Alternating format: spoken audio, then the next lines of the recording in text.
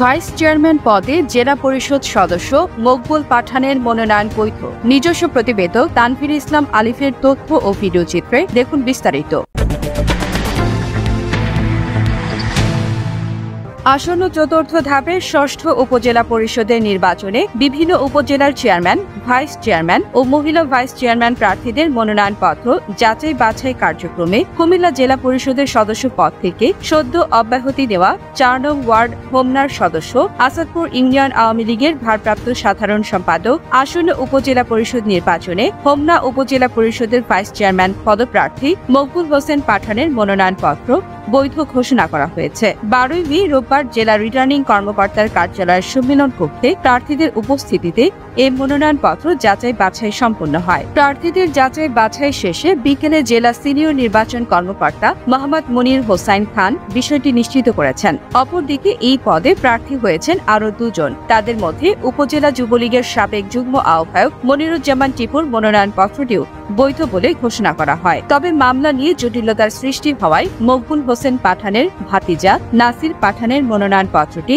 বাতিল বলে ঘোষণা করা হয়। জানা যায় ইতিপূর্বে তিনি উপজেলা পরিষদের চেয়ারম্যান পদে নির্বাচন করতে মনোনয়ন ফর্ম সংগ্রহ করলেও যাচাই বাছাইয়ের তারিখ নির্ধারণের পূর্বেই তিনি সেই সিদ্ধান্ত পরিবর্তন করে ভাইস চেয়ারম্যান পদে মনোনয়ন ফর্ম সংগ্রহ করে তিনি পুনরায় জেলা রিটার্নিং কর্মকর্তার নিকট জমা দেন। এ ব্যাপারে তিনি উপজেলাবাসীর নিকট ক্ষমা প্রার্থনা করে দুঃখ প্রকাশ করেন। তিনি বলেন, যারা মানুষের জন্য কাজ করেছেন জনগণ তাদের বেছে নেবে। আমি বিশ্বাস করি আসন্ন উপজেলা পরিষদ নির্বাচনে হোমনা উপজেলাকে মাদক মুক্ত, সন্ত্রাস মুক্ত ও দুর্নীতিকে জিরো টলারেন্স করতে নবীন প্রবীণ ও তরুণ যুব সমাজকে সাথে নিয়ে একটি স্মার্ট ও আদর্শ উপজেলা বিনির্মাণে আগামী ৫ই জুন হোমনা উপজেলার সর্বস্তরের জনসাধারণ তাদের মূল্যবান ভোট দিয়ে বিপুল ভোটে জয়ী করে উপজেলার প্রতিটি গ্রামে সুশাসন, পরিচ্ছন্ন ও অর্থনৈতিক অঞ্চলে পরিণত করতে সর্বাত্মক সহযোগিতা কামনা করেন তিনি। আজকে আমার প্রথম পথসভা। আমার পাশে আমাদের বাড়ি হলো আপনাদের পাশের ইউনিয়নে আসাদপুর ইউনিয়নের গনিয়ারচর গ্রামে। আপনারা অনেকেই আমাকে দেখেন নাই, কথা শুনছেন বা অনেকেই দেখছেন। আমি জেলা পরিষদের সদস্য ছিলাম, তার থেকে একটু বেশি কাজ করার জন্য, আপনাদের মাঝে থাকার জন্য আমি এখন এই উপজেলার ভাইস চেয়ারম্যানে আমি পদপ্রার্থী হয়েছি। আপনারা জানেন যে আমি আপনাদের পাশাপাশি ইউনিয়নের একটা ছেলে, এটা আমার ঘর। এই ঘরের থেকে আমি চাই আমার আলোড়নটা ওঠার জন্য। আমার ঘরের মানুষ যদি আমাকে ওঠায় তাহলে আমার বাহিরের মানুষগুলো আমাদেরকে ধরে রাখতে পারে।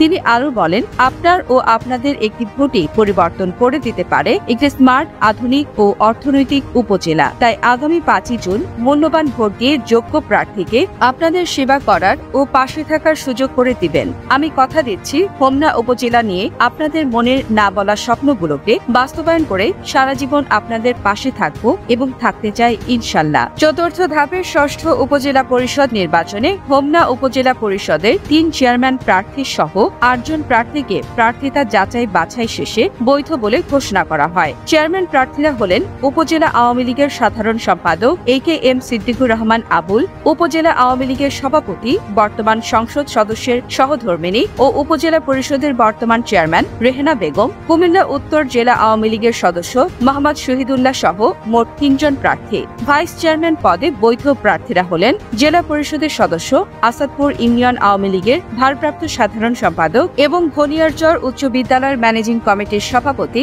মকবুল হোসেন পাঠান, উপজেলা যুবলীগের সাবেক যুগ্ম আহ্বায়ক মনিরুজ্জামান টিপ। মহিলা ভাইস চেয়ারম্যান পদে প্রার্থীরা হলেন উপজেলা বিএনপির সাবেক সভাপতি মরহুম AKM ফজলুল হক মোল্লার সহধর্মিণী ও পৌর বিএনপির যুগ্ম আহ্বায়ক এবং সাবেক মহিলা দল নেত্রী নাজমা হক, অ্যাডভোকেট হালিমা খাতুন, মহিলা আওয়ামী লীগ নেত্রী শিউলি আক্তার আলো। আমরা চাই না কোনো শোষণের হাতে থাকার জন্য, আমরা চাই আমাদের গণতন্ত্র অধিকারের মতন আমরা সবাই ন্যায্য অধিকারটা চাই। আপনারা আমার জন্য দোয়া করবেন, আপনারা আমার জন্য খাটবেন। আপনারা এইখানে না, আপনাদের আত্মীয় স্বজন পুরো হোমনাতে আসছে। আমি আজকে আপনাদের এই আপ্যায়ন দেখে আমি নিজেকে খুব খুব ইয়াতে লাগতেছে, ধন্য মনে হইতেছে যে আপনারা আমার জন্য এরকম করছেন।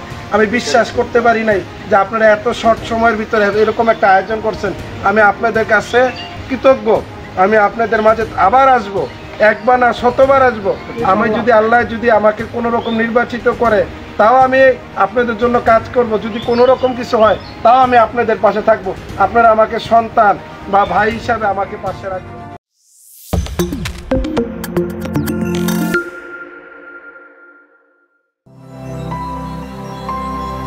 হোমনা টিভি, সত্য প্রকাশের অনুসন্ধানে।